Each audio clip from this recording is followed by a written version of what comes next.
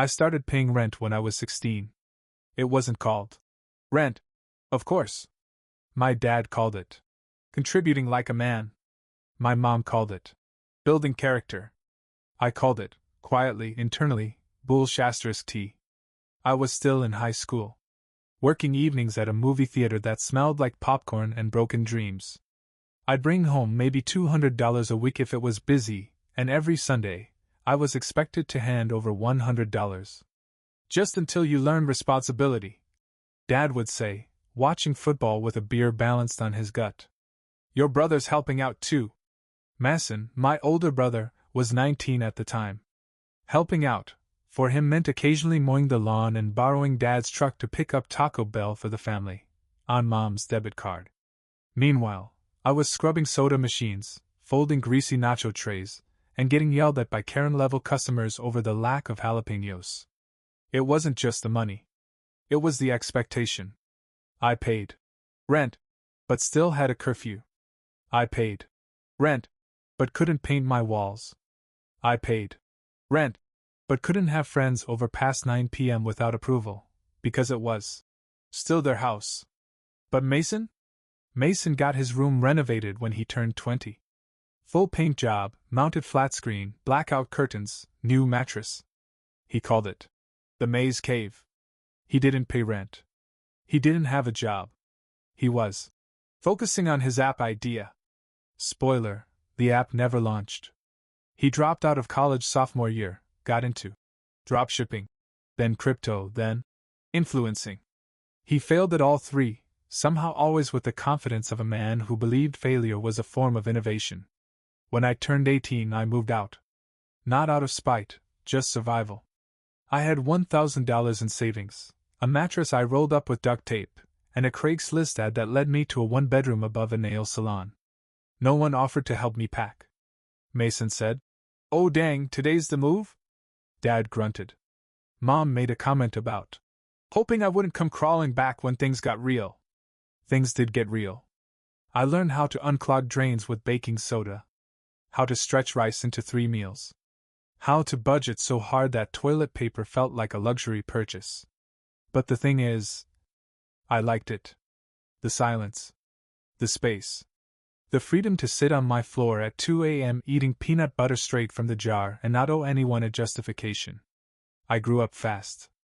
Outgrew them faster. We still talked, but only in the surface level. Happy birthday, hope you're well, kind of way. I didn't go home for holidays. They didn't ask why. They had Mason. Mason who bounced from startup to startup. Mason who still lived at home. Mason who borrowed Dad's car because his investment didn't pan out. Mason who posted vague Instagram stories about grind season from a mattress in his childhood bedroom. I didn't care. Until last week. That's when I got the text. From my mom. Mom. Hey honey. Hope everything's good.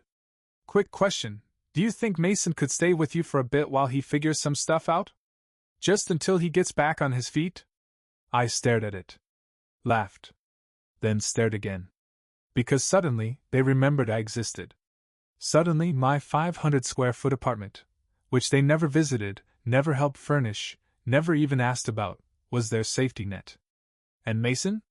The golden boy who never paid a cent to anyone, who once called my apartment a shoebox, now needed a place to crash. I didn't respond. Not yet. Because I had some thinking to do. Not about whether I'd say yes or no, but about how I'd say no. And maybe, just maybe, how I'd finally make them see everything they spent years pretending wasn't real. It's wild how fast a polite little text can awaken 10 years of buried frustration. I didn't even get a phone call. Just that smiling passive tone. Quick question, do you think Mason could stay with you for a bit while he figures some stuff out? They didn't ask how I was. They didn't ask if I had space. They didn't even ask if I wanted to help. Because the assumption was always the same, I'd just say yes. I was the easy kid. The good one. The one who never made waves. That reputation is how they got away with so much. Let's rewind to when I was 16, working at a movie theater that looked like it hadn't been cleaned since 2003, juggling AP classes and sticky floors, bringing home sweaty uniforms that smelled like stale popcorn. And every Sunday, Dad would hold out his hand with a smirk. "Let's see that rent, big man." Mason, meanwhile, was focusing on his passions. At the time, that meant creating a dropshipping site with copy-pasted images from AliExpress and zero customer support. The site lasted a month. The excuses lasted a year. But it didn't matter. When Mason failed, they consoled him. When I succeeded, they criticized the method. "You're working too much, you'll burn out. Why do you never smile anymore? Mason's just finding himself. You're always so intense." They didn't notice that I stopped asking for help. That when I had a fever, I just waited it out. That I taught myself how to file taxes by watching 3 YouTube videos and reading an IRS blog while eating cereal at 2 a.m. And when I moved out at 18, into a boxy little unit above a nail salon, they barely blinked. No housewarming. No goodbye dinner. Just, "Don't forget to change your address for the mail." I should have been angry then. But I wasn't. I felt free. Because, for the first time in my life, every single thing in that apartment was mine. Even the bad parts.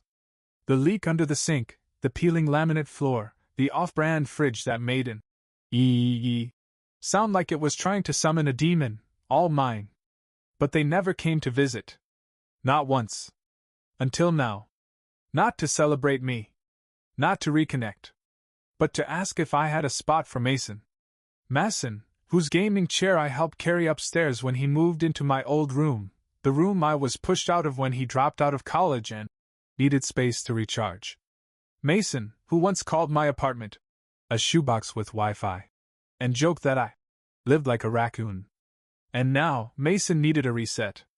Apparently, the newest startup, this one about NFTs for houseplants, don't ask, collapsed.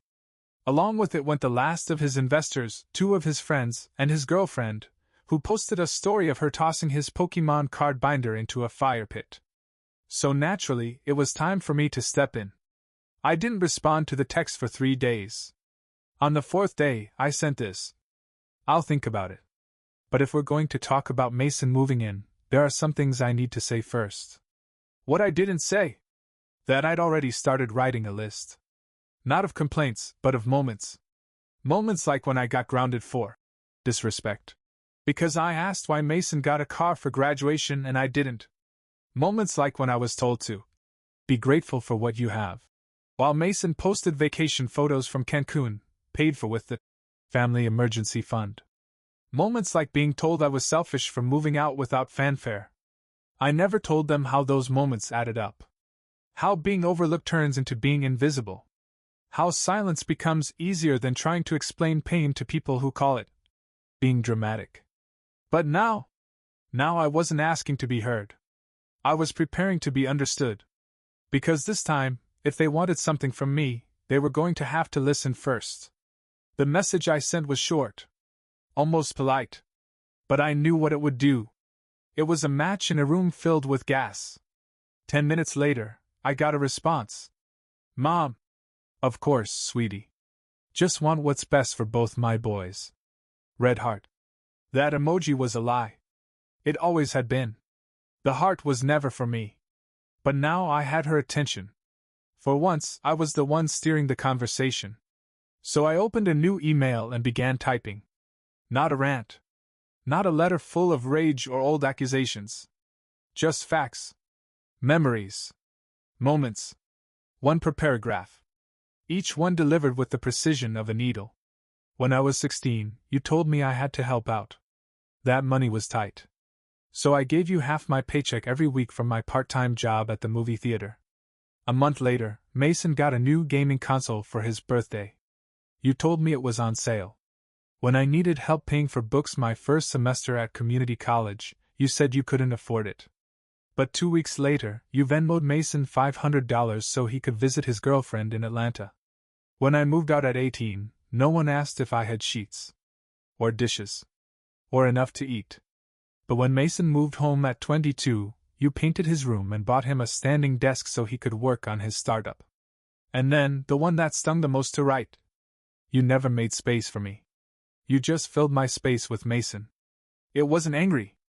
It wasn't even dramatic. It was clinical. Measured. Undeniable.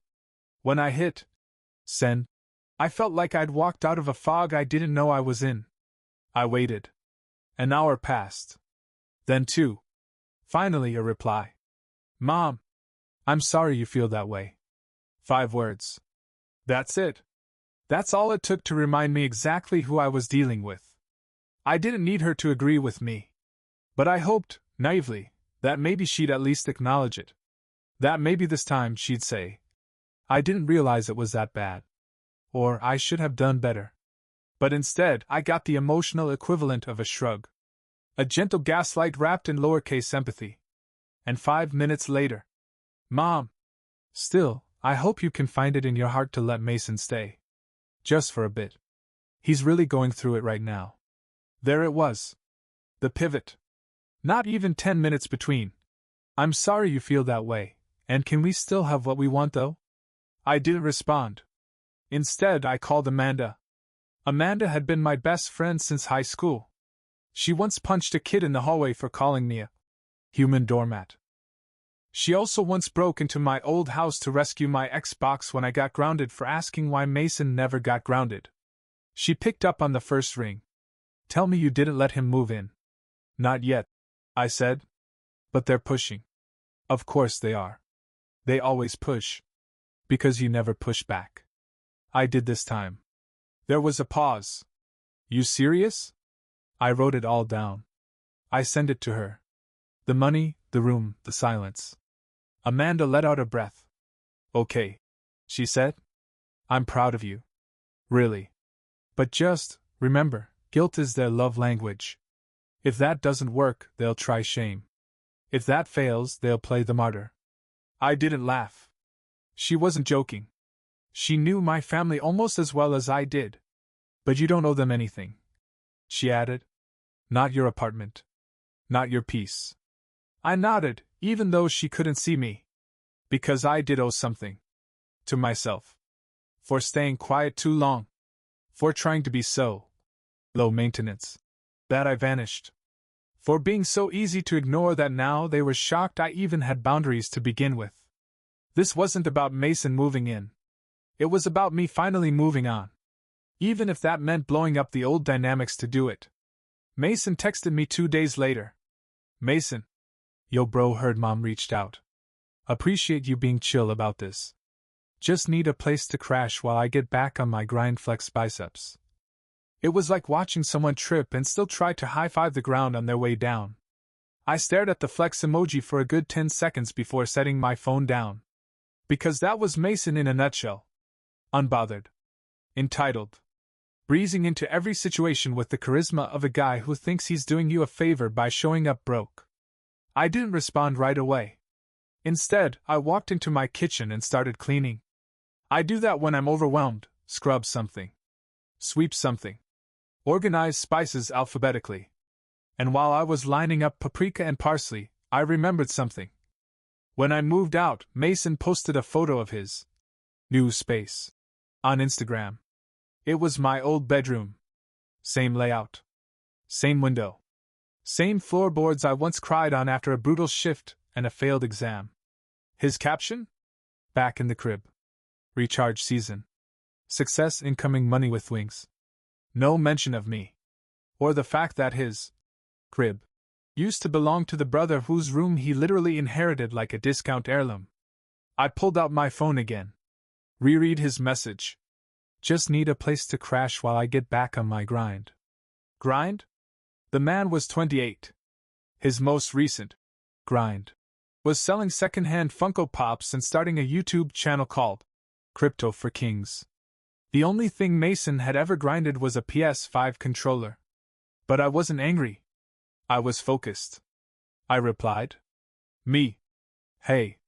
Glad you reached out. Quick thing. Before we talk about you staying here, I need you to understand something. I've been on my own since I was 18. Rent, food, work, everything. Alone. You, on the other hand, have had support every step of the way. Parents. Money. Space. Time. This isn't about me being chill. It's about you respecting my space. Something you never really had to learn. Asterisk. I waited. 5 minutes. 10. Then. Mason. Whoa. Chill, dude. Didn't mean to offend. Just thought we were family. Ah. The classic weaponized, "we're family" line. The golden ticket used to bypass accountability since forever. When I didn't reply, he followed up. Look. It's not forever. A month. Max. I'll help with groceries or whatever. Groceries. As if the cost of him occupying my life could be paid in frozen pizza and shared shampoo. I sent one more message. Me. You don't get to crash here like it's a reset button. I'm not your spare room. If you want support, talk to the people who raised you like you were the center of the universe. Asterisk. That one hit. Because I got silence after that. Which was fine. I'd expected it. What I hadn't expected. A knock on my apartment door the next morning. I peeked through the peephole. It was my dad, holding a small duffel bag and a box of what looked like cereal and ramen. Beside him? Mason, looking sheepish. Behind them? My hallway neighbors, pretending very hard not to listen. I didn't open the door. Instead, I pulled out my phone. Me, texting my mom. Why did Dad show up with Mason uninvited? Mom. We just thought it might be easier to talk in person, Rehart. The emoji again. Like she was sugarcoating a wrecking ball.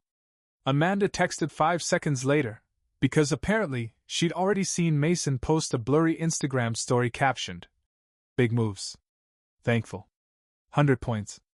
I hadn't even let him in. And he was already posting like he lived here. I walked back to the door. Knock still echoing. Took a deep breath. Then said loudly enough for them to hear, "This is my space. You don't get to invite yourselves in." Silence. Then footsteps retreating. I watched them leave from the window. Mason looked annoyed. My dad looked stunned. And I felt, honestly, a little sad. A little powerful. And very, very clear. This was just the beginning. Because now they knew I wasn't playing the old game anymore. The silence after the door incident lasted less than 24 hours. Which, honestly, surprised me. I figured even they might need a minute to regroup. But no. Instead, I woke up the next morning to the group text. Yes, the group text. Created by my mother. Title, Our Family. Participants, me, Mason, Mom, Dad. The last message in the thread before that day? A 3-year-old blurry picture of Mason blowing out birthday candles. Cool. Now there was a fresh message. Mom. I'm sorry you felt ambushed yesterday. We were just trying to talk like adults. This behavior is really disappointing, and frankly, hurtful. There it was. The pivot from, "You owe us," to, "You've betrayed us." I didn't respond. But I didn't delete the chat either. I wanted to see how far it would go. Next up was Dad, who hadn't sent a text since 2019, and apparently still types like it's a pager. Dad. You need to stop holding on to grudges. Family forgives. No punctuation. No acknowledgement.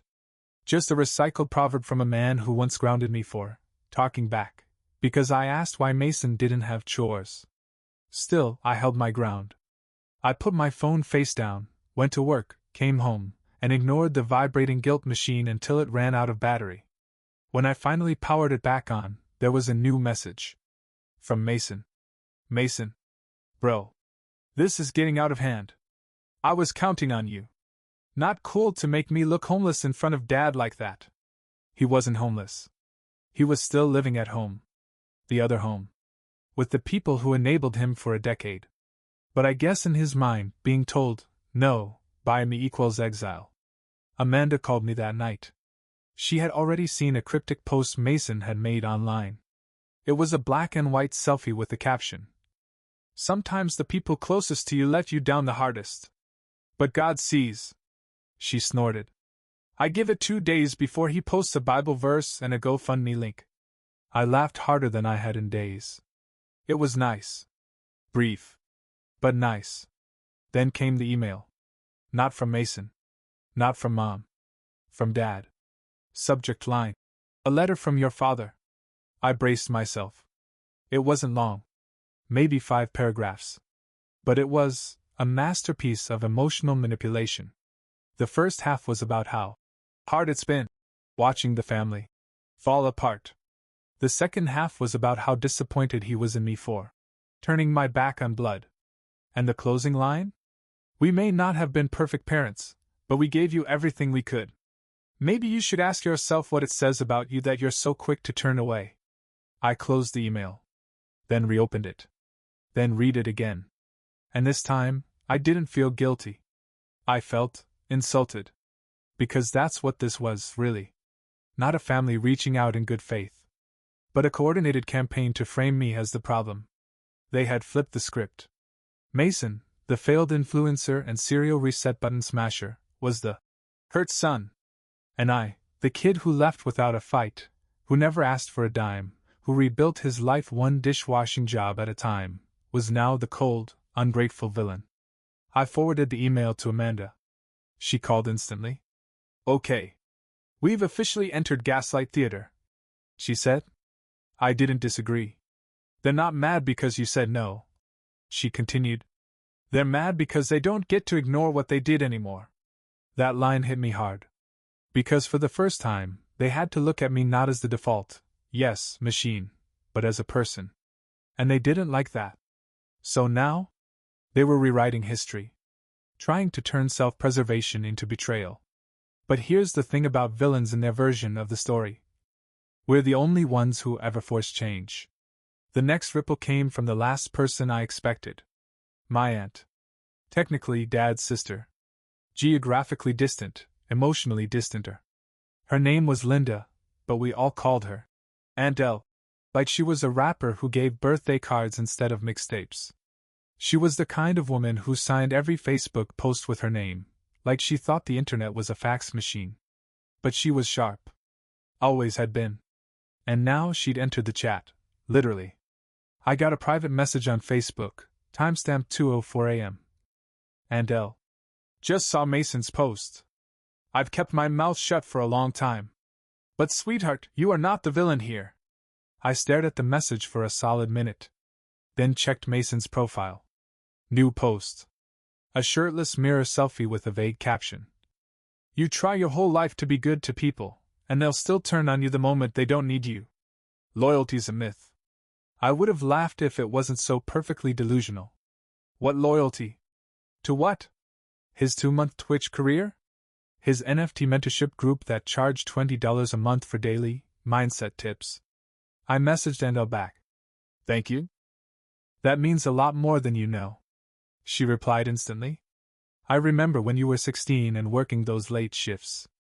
I asked your mother if you needed help, and she said you were independent by nature. But when Mason failed a single class, the whole house turned into a spa retreat for his mental health. That shook something loose. Because someone else remembered. Someone who wasn't Amanda. Someone in the family. Someone who saw it too. She kept going. You were never invisible, sweetheart. You were just inconvenient to their story. I didn't cry.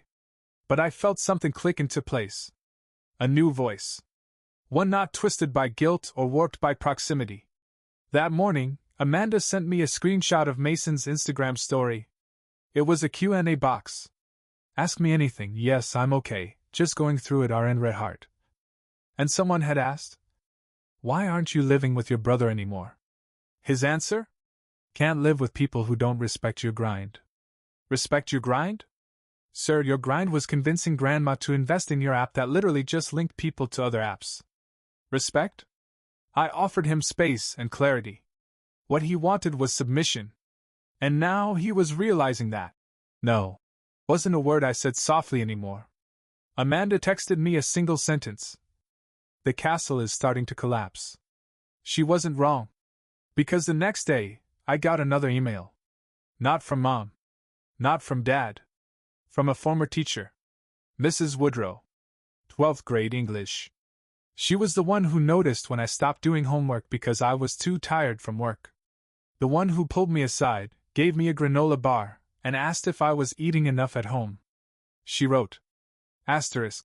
I saw a thread online that led to a post that looked very familiar. And if I'm wrong, ignore this. But if it's you, I just want you to know I saw your strength even when you didn't. Some of us did. We just didn't know how to help. I'm proud of you. Asterisk. I read that email twice. Then a third time. And for the first time in weeks, I let myself feel something that wasn't anger, sadness, or exhaustion. I felt acknowledged. Not just by Amanda. Or Aunt Elle. But by the world I thought had forgotten me.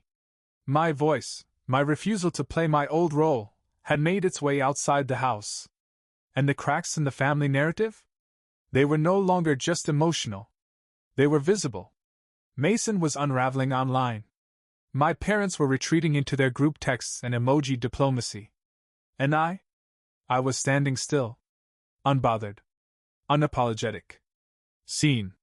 Mason's next move was textbook. When pity posts stop working, escalate to drama. He posted a reel. Music, slow piano. Filter, grayscale. Caption. It's crazy how someone can smile in your face while planning your downfall behind your back. Family doesn't always mean loyalty. Then, because Mason never does anything without dragging others into the echo chamber, he tagged 3 people. One of them? Me. It was subtle. Tagged in the corner. Easy to miss. But I saw it. So did Amanda. She called me 10 seconds later. I give him 24 hours before he fake cries on TikTok. I'm not watching it. I said. You shouldn't. But I might. For science. We laughed. Kind of. Because even though it was absurd, it was also painful. Mason wasn't just spiraling, he was trying to take me down with him. But here's the thing, you can't blackmail someone with their own truth. There were no skeletons in my closet. Just receipts. Literal ones. I still had screenshots from old group texts where I was berated for not being supportive. Because I didn't drive Mason to the airport at 4 a.m. when I had work at 8. I had a voice memo Dad left me when I turned down a loan request, with the phrase, "We thought you'd be more grateful for how we raised you." And I had Amanda, who remembered it all, and never let me forget what was real. But Mason? He only had his story. And now people weren't buying it. Because something shifted that week. People started commenting on his posts, not with sympathy, but with questions. Didn't your brother pay your rent for 2 years?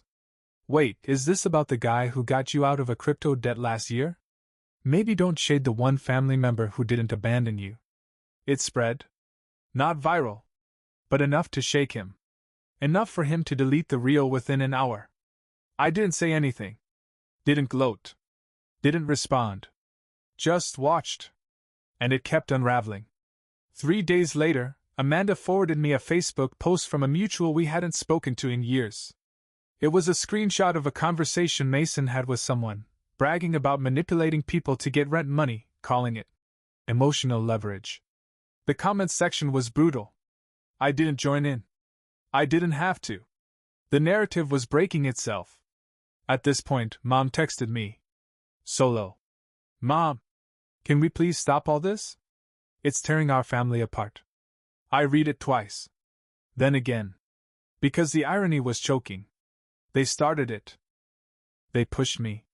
They showed up at my door uninvited and expected silence when I said no. And now, when their golden child was being questioned for the first time in his life, it was my fault? I didn't reply.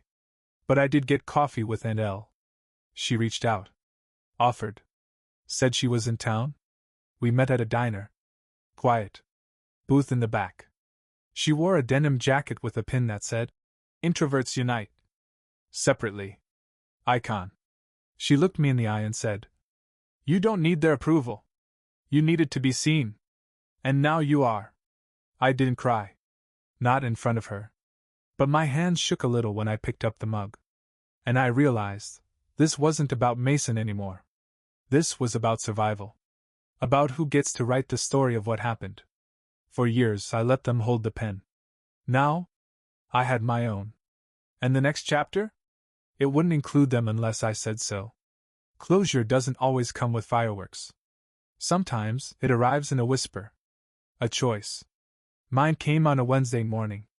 I was working remotely, coffee in hand, feet tucked under my desk, when an email pinged.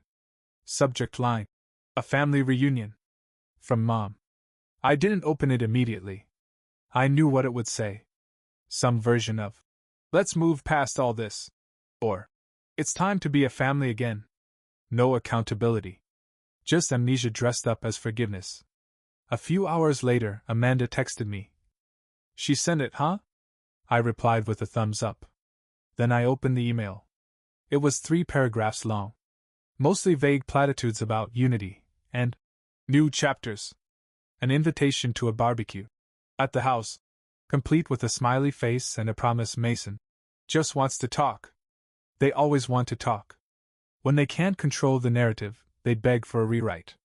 I sat with it. Not angry. Not bitter. Just still. Then I clicked reply. Typed 1 line. "Thanks for the invite. I'm good where I am." Then I blocked the thread. That was it. No essay. No rage. No list of grievances. Because they knew. They'd always known. They just never expected me to know it too. I took a deep breath, finished my coffee, and emailed Amanda. "Dinner this weekend? I feel like making something bold." She wrote back. "Spicy or emotionally bold?" I sent a wink emoji and said, "Both." Later that night, I passed by the mirror on my way to brush my teeth. And for the first time in years, I didn't brace for a reminder of who I used to be. I just nodded. Quiet. Certain. Free.